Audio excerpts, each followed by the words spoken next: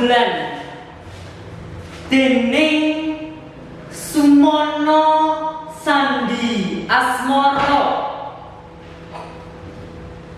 Dudu rembulan sing sigar kena jemparing nalika Permati dolanan Pasopati.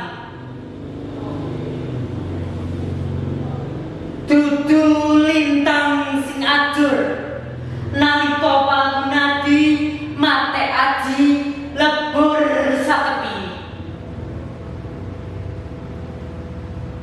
Lintang lan rembulan tetep benteong gandulan langit.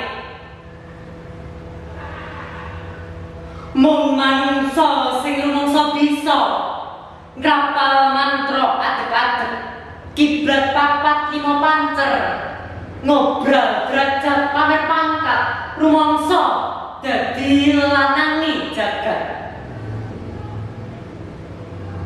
Dudu rembulan sing sigar kena jemparing nalika Permati dolanan Pasopati.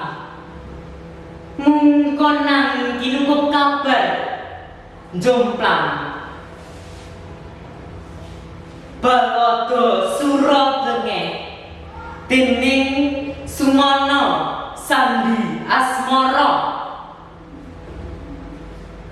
Surabenge tumoleh nyawang kaca pangilon ing Goman sawise dandan Corawaro klambi ireng celana ireng udeng ireng nuli jumangkah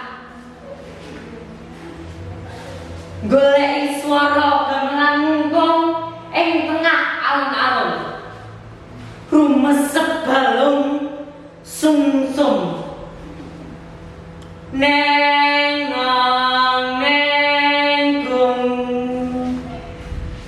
nengang nenggung.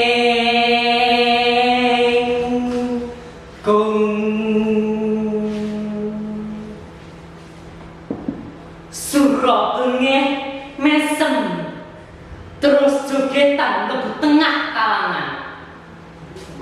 Biuh dan orang lomoknan ngono aloke nalika weruh wong-wong rebutan ngangkat barongan.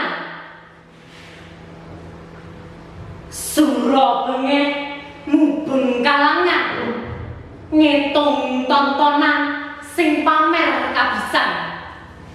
Ana dangdutan, ana jatilan, ana larungan, ana kakang sendok sisan, nanging ana ndi dununge geguritan.